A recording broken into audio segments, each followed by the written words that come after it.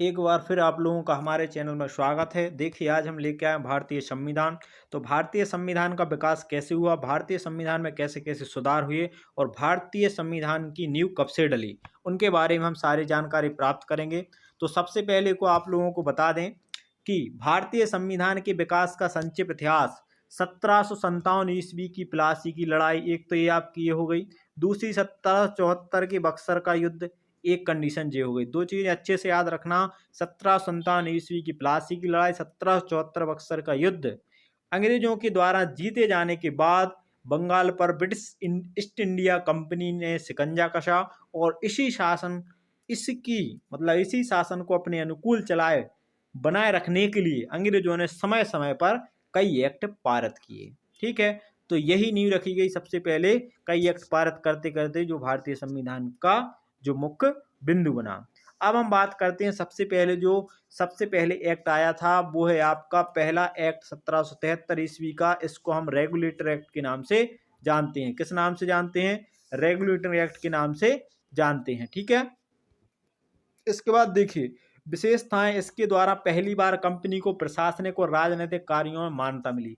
एक चीज आपको बता दें, राजनीतिक और प्रशासनिक इन दोनों में क्या हुआ, इनको कंपनी को जो है कार्य का मान्यता मिल गई कि प्रशासनिक कार्य कर सकते हैं और राजनीतिक कार्य कर सकते हैं। ठीक, अगला देखिए दूसरी विशेषता ये थी कि इसके द्वारा केंद्रीय प्रशासन की नींव रखी गई। केंद्रीय प्रशासन समझते हो, मतलब सेंट्रल की एक नींव रखी गई कि एक केंद्रीय प्रशासन होगा जो वहां से कंट्रोल करेगा।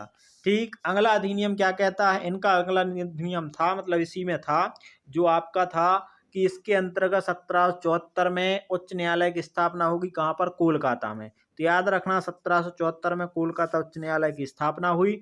ठीक है, जिसके मुख्य न्यायाधीश और 3 अन्य न्यायाधीश थे। देखो मुख्य न्यायाधीश की अगर हम बात करते हैं तो एलिजा इम्पे पहले भारत के मुख्य न्यायाधीश हुए, जो कोलकाता 1774 में कोर्ट बना हुआ था। ठीक है, और 3 अन्य न्यायाधीश भी थे। अगला देखिए, भारतीय लोगों में उपहार और रिश्वत लेना प्रतिबंध कर दिया गया। उनने कहा भारतीय लोगों से उपहार और रिश्वत लेना बंद रहेगा, कोई भी रिश्वत नहीं लेगा और उपहार नहीं लेगा।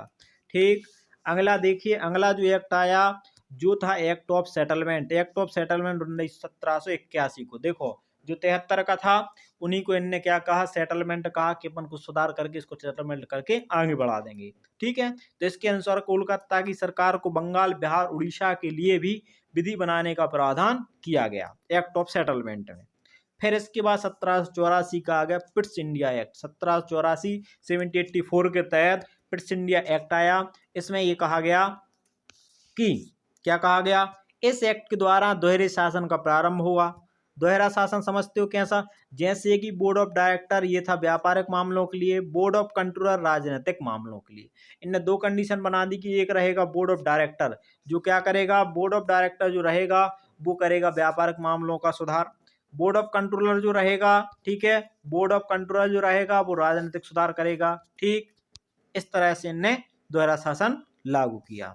फिर इस अधिनियम के बाद दूसरा अधिनियम आया, चार्टर अधिनियम, जो 1793 का था। इसमें नियंत्रण बोर्ड के सदस्यों एवं कर्मचारियों के लिए वेतन को भारतीय राजस्व में देने की व्यवस्था कर दी गई। देखिए नियंत्रण बोर्ड के सदस्यों और कर्मचारियों को भारतीय राजस्व में से जो है वेतन देने की व्यवस्था कर दी गई। कौन सा एक्ट? चार्टर अधिनियम 1773।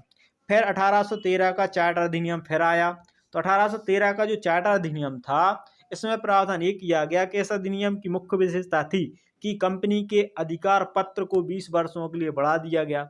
अधिकार पत्र 20 वर्षों के लिए बढ़ा दिया गया और भारत के साथ व्यापार करने के लिए एक अधिकार छीन लिया गया। भारत एक अधिकार छीन लिया गया, लेकिन एक कंडीशन और थी। वो क्या थी? देखो आगे, चाइना का यहाँ नाम बहुत इंपॉर्टेंट है। किंतु चाइना के साथ व्यापार और पूर्वी देशों के साथ चाय के व्यापार के संबंध को 20 वर्षों के लिए बढ़ा दिया गया और एक अधिकार प्राप्त कर लिया गया। ठीक, फिर अगला इनने एक और पॉइंट था इसमें, क्या? 1813 से पहले ईसाई पादरियों को भारत में आने की आज्ञा नहीं थी, परंतु 1813 अधिनियम के द्वारा ईसाई और पादरियों को भारत आने की आज्ञा दी गई और ईसाई धर्म प्रचार प्रसार करने की आज्ञा दी गई 1813 में। अब 20 वर्षों के लिए आने बढ़ा लगाओ तो 13 से 20 में आ जाएंगे तो कहाँ पहुंचे अपन? 83 में। अब 83 में पहुंचे तो 83 में इनने क्या काम करवा देख लो जरा। 83 में सबसे पहले तो इनने जो करवा कि बंगाल के गवर्नर को बंगाल के गवर्नर को भारत का गवर्नर जनरल कहा जाने लगा। देखो भाई साहब, ये एक अपडेट हो गया। पहले वो गवर्नर था, देखो पहले तो क्या था कि 73 में बंगाल के गवर्नर कहा जाने लगा, लेकिन इनने क्या किया, पहले गवर्नर था फिर जनरल जोड़ दिया, तो गवर्नर जनरल हो गया 73 में। लेकिन यहाँ पर भारत का गवर्नर जनरल कहा जाने लगा 1833 वाले एक्ट में। फिर 33 के बाद 34 में कहा भाव के लॉर्ड मैकाले की अध्यक्षता में प्रथम विधि आयोग का गठन कर दिया गया। प्रथम विधि आयोग का गठन कब किया गया? 1834 में किया गया। ठीक है, अगला देखो जरा पॉइंट, अब बहुत इंपोर्टेंट है। भारतीय कानूनों का वर्गीकरण किया गया तथा इसी कार्य के लिए एक विधि आयोग की नियुक्ति कर गई। तो विधि आयोग की नियुक्ति 1833 अधिनियम के द्वारा की गई या एक्ट के द्वारा की गई। ठीक, अगला पॉइंट देखो 1853 का चार्टर अधिनियम। देखो भाई साहब, ये में चार्टर अधिनियम में कछु नहीं है, तो सीधी सी बात हम आप लोगों को बता दें कि इनको कहने को मतलब जो है तो कि ऐसे अधिनियम में मुख्य विशेषता थी कि नामजदगी का सिद्धांत। काय का? नामजदगी का जो सिद्धांत है, कंपनी को महत्वपूर्ण पदों की प्रतियोगिता परीक्षाओं के आधार पर भरने की व्यवस्था की गई। मतलब नामजदगी नहीं रहेगी कि पहले पिता था फिर बेटा, फिर बेटा का फिर बेटा, फिर बेटा का फिर बेटा, ऐसा नहीं होगा। नामजदगी सिद्धांत खत्म और प्रतियोगिता परीक्षा चालू कर दी गई। ठीक, अगला देखो, इसके लिए 1854 ईस्वी में मैकाले समिति की नियुक्ति की गई थी। 1854 में फिर मैकाले समिति बनाई गई। ठीक, फिर 54 के बाद आओ 58। तो जो 58 ईस्वी को जो एक्ट था तो ये किलान अपन केत्य का भारत शासन अधिनियम का कहने लगे थे, भारत शासन अधिनियम कहने लगे थे। ठीक है, इस अधिनियम की विशेषता यह थी कि भारत शासन कंपनी को लेकर ब्रिटिश क्राउन के हाथों में सौंपा गया। मतलब सीधी सी बात जा आती कि वो जो भारत शासन अधिनियम है तो वो भारत शासन कंपनी से लेकर कहाँ पहुंचा दो ब्रिटिश क्राउन में। ठीक है, अब ब्रिटिश क्राउन को मतलब जो है कि ब्रिटिश सरकार के हाथों में इन्हें सौंप दो। ठीक है, अब दूसरी विशेषता का आती, दूसरी विशेषता ये में जा आती कि भारत में मंत्री पद की व्यवस्था कर दी गई। कैसी कर दी गई?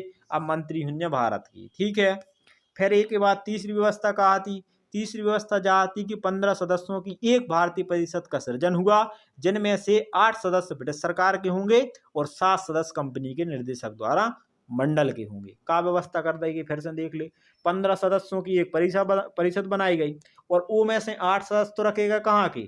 ब्रिटिश सरकार की, और 7 सदस्य रहे कंपनी के। ठीक है, अब एक के बाद भारतीय मामलों पर ब्रिटिश संसद का सीधा नियंत्रण स्थापित कर दिया गया।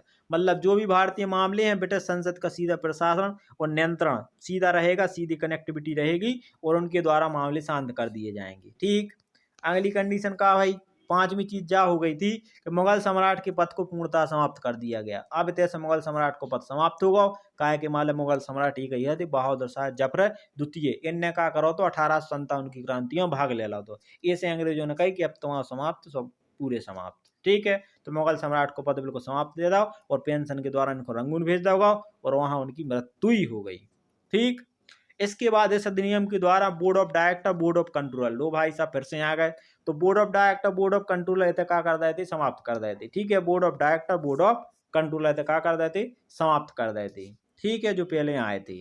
अब एक के बाद हम आप लोगों को एक चीज और बता दें कि भारत की राज्य सचिव की नियुक्ति कौन करी थी। ठीक है, तो ये समय पे इसी में भारत में एक राज्य सचिव की नियुक्ति की जाने लगी थी, ऐसी व्यवस्था कर दी गई। सातवीं चीज, आठवीं चीज देखो भैया 58 के एक्ट में भारत के गवर्नर जनरल का नाम बदल कर वायसराय कर दिया गया। लो भैया, ये तो एक और काम होगा का, भारत के गवर्नर जनरल को नाम बदल के भारत को अब वायसराय हो लगो। ठीक है, तो अतः इस समय के गवर्नर जनरल लॉर्ड कैनन और अंतिम गवर्नर जनरल प्रथम वायसराय। कहने को मतलब जो है कि देखो, प्रथम वायसराय है लॉर्ड कैनन और अंतिम गवर्नर जनरल भी लॉर्ड कैनन और प्रथम वायसराय लॉर्ड कैनन। ठीक है, यानी कि देखो गवर्नर जनरल अंदर को लॉर्ड कैनन, अब इतने वायसराय हो गए, तो प्रथम वायसराय को हो गए लॉर्ड कैनन। ठीक, चलो अब अंग्लो देखो 1861 ईस्वी का भारत शासन अधिनियम। तो 1861 ईस्वी का जो भारत शासन अधिनियम आया था, इसमें जा व्यवस्था करी गई थी कि इस अधिनियम की विशेषता थी कि गवर्नर जनरल की कार्यकारिणी परिषद का विस्तार किया गया। मतलब जो कार्यकारिणी परिषद है वो विस्तार हो जाए, अब जो सभा है थोड़ी सी बड़ी बन जाए। ठीक है, दूसरा विभागीय प्रणाली प्रारंभ हुई।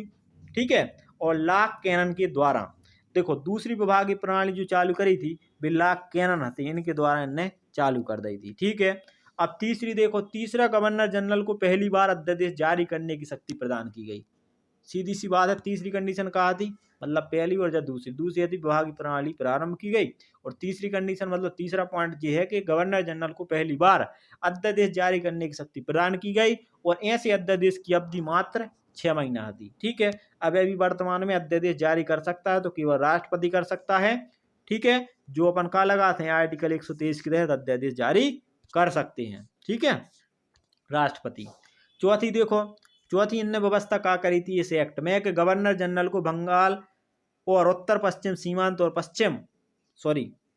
गवर्नर जनरल को बंगाल और पश्चिमी सीमा प्रांत और पंजाब की विधान परिषद स्थापित करने की शक्ति दी गई। ठीक, पांचवा देख लो भैया, पांचवा पॉइंट जो है तो 1862 ईस्वी में, कब है, 1862 की बात चल रही है। 1862 ईस्वी में लॉर्ड कैनन ने 3 भारतीय बनारस की राजा, देखो बनारस के राजा कौन थे, राजा पटियाल, महाराजा महाराजा और सर दिनकर राव का विधान परिषद में मनोनीत किया गया। ठीक है, 3 जने पहुंच गए थे, कोको बनारस के राजा पटियार के महाराजा, बनारस के राजा और पटियार के राजा और महाराजा और दिनकर शाह, जी 3 जने होते पहुंच गए थे। ठीक है, फिर एक के बाद आओ 1873 ईस्वी का अधिनियम। तो 1873 ईस्वी अधिनियम में क्या करोगे तो देख लो आप लोग, इस अधिनियम में जब व्यवस्था करी गई थी कि इसमें यह प्रावधान किया गया कि ईस्ट इंडिया कंपनी को किसी भी समय भंग किया जा सकता है। सीधी सी बात है कि ईस्ट इंडिया कंपनी अब कब भी खत्म हो सकता है, ये सब प्रावधान कर दो तो इन्होंने। ठीक है, और 1 जनवरी 1884 को इनने बिल्कुल भंग ही कर दी, औपचारिक रूप से ईस्ट इंडिया कंपनी को बिल्कुल भंग कर दी, नष्ट कर दी। अब ईस्ट इंडिया कंपनी अब रहे ब्रिटिश क्राउन के हाथ में शासन। ठीक, अब यही के बाद का भाव कि ये के बाद शाही उपाधि आई।